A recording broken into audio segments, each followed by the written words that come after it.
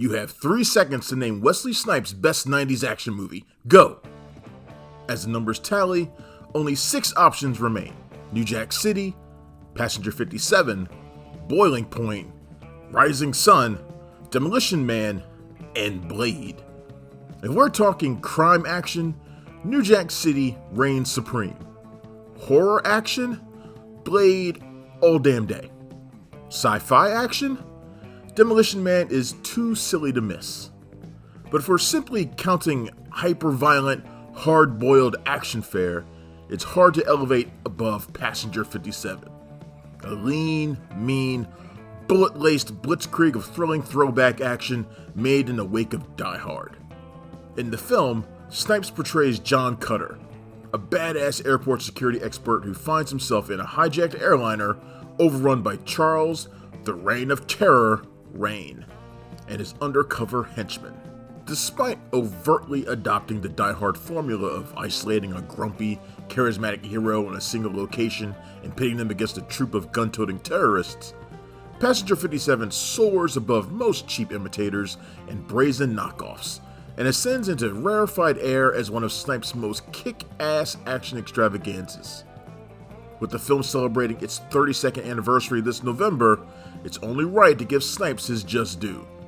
Flight risk or not, remember to always bet on black as we find out what the fuck happened to Passenger 57 ahead.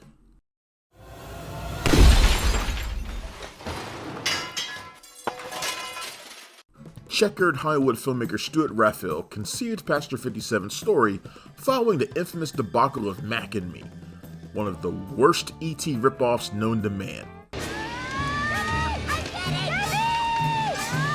Raphael's original script for Passenger 57 was designed as a starring action vehicle for someone like Clint Eastwood.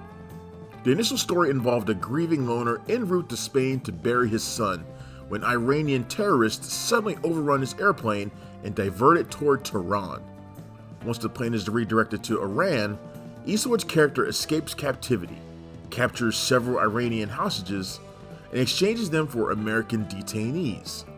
According to Raphael, the script was drastically altered when the project moved from Columbia to Warner Brothers, stating, quote, "It would have seen Clint Eastwood on a plane flying home from Spain and it gets hijacked by Iranian terrorists who take it to Tehran. So everyone is put in cages, but Clint works out where he's been taken, and he eventually gets out, rescues all the other prisoners, finds the mullahs, and then takes them prisoner and everyone fights their way out of Iran. The action was incredible, but it was too much money. The head of Columbia Pictures said that he would have loved to make that film, but the Iranians would have blown up a plane or something. So Warner Brothers bought it and kept rewriting until only the first quarter or so remained," unquote. Before we continue with our video, here's a reminder to click the Store tab on any of our JoBlo channels and browse our collection of the latest and freshest designs in our merch store. Go get you some. Due to escalating tensions between the US and Iran in the wake of the First Gulf War, Warner Brothers demanded Raphael alter the screenplay. According to Raphael, via Slash Film, quote, "The head of the studio said to me, if I make that movie, they'll blow up the theaters. So I did a couple of rewrites for them, for Warner Brothers who owned it. Then I got another picture and came back and then it became a black movie," unquote. When Raphael says Passenger 57, quote, "became a black movie," he's referring to the initial casting of John Cutter, the widowed airline security expert thrust into heroic duty. Before Snipes earned the part, Sylvester Stallone was offered the part, but he turned down to make Stop or My Mom Will Shoot, a dubious decision he may want to take back retrospectively. Once Stallone turned down the role, a sly in-joke was made by writers by naming Cutter's buddy Sly Del Vecchio, after Stallone's nickname. Speaking of Del Vecchio, Michael Madsen turned down the role before the late Tom Sizemore was cast. Other actors considered to play Cutter before Snipes was cast included The Boz, Brian Bosworth, who had to decline to accommodate his post-NFL career surgery. Passenger 57 was one of the 2 projects that Warner Brothers offered to Steven Seagal. The other was Under Siege, which Seagal chose to make. Both films were released in 1992, with Passenger 57 knocking Under Siege out of the #1 spot at the US box office. Always bet on black indeed. Once the film was reconceived as a starring actioner for a black movie star, Eddie Murphy and Denzel Washington topped the list of casting hopefuls.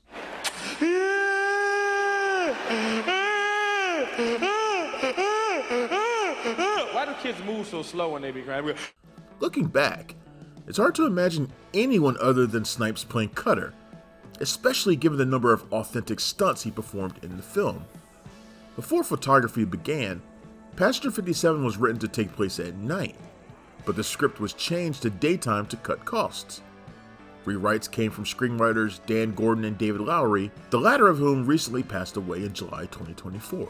Actor-turned-director Kevin Hooks was tapped to fly Passenger 57 to commercial success, which he did when the film quadrupled its budget worldwide. Hooks' father, Robert Hooks, plays FBI agent Dwight Henderson. As for the movie's numerical title, Raphael claims he came up with Passenger 57 after randomly spotting a bottle of Heinz 57 ketchup nearby. Yeah, this is the same dude who wrote and directed Tammy and the T-Rex. Raphael also claims that only Passenger 57's first 20 minutes retain his contributions. Fueled by a $15 million budget, the principal photography of Passenger 57 began on January 13, 1992, and finished on February 26, 1992. Despite the story occurring in a small Louisiana airport, the brisk 6-week film shoot occurred in Orlando and Sanford, Florida, with additional aerial scenes shot in the Florida Keys. Snipes lived in Orlando, and filming occurred close to his house. Snipes visited his old high school, Jones High in Orlando, and offered paid extra work to honor students with the highest GPAs. The qualifying students were placed on a list and chosen at random to appear in the film and share lunch with Snipes after a day of filming. The youngsters selected can be spotted in the movie's vibrant carnival chase scene, as Cutter hotly pursues British terrorist Charles Rain, the golden mulleted madman played with scene-stealing intensity by Bruce Payne. Regarding giving back to his community, Snipes told E! News, quote, "It should be a normal thing where if you came from a place, you give respect to the people who got you through that, or you go back and you give a little something to those who are coming up, who are looking at you when everybody else at the school is telling them, hey, you know who went to school here? Such and such went to school here. So you come back and you make yourself known. You become part of their lives. So that's the purpose of having the whole Jones thing here," end quote. Footage of Snipes eating lunch, talking with, and educating the students can be seen on the E! News Making of documentary, which comes highly recommended for Passenger 57 fans. If nothing else, Snipes' authenticity as a humble, down-to-earth movie star willing to give back to the less fortunate makes him even cooler and more relatable. Apart from the 300-plus extras used for the carnival sequence, it's also worth noting that Elizabeth Hurley gives one of her earliest performances in a career-launching turn, playing Rains' covert accomplice, Sabrina Ritchie. Hooks hired David Cronenberg's longtime cinematographer, Mark Irwin, to shoot Passenger 57.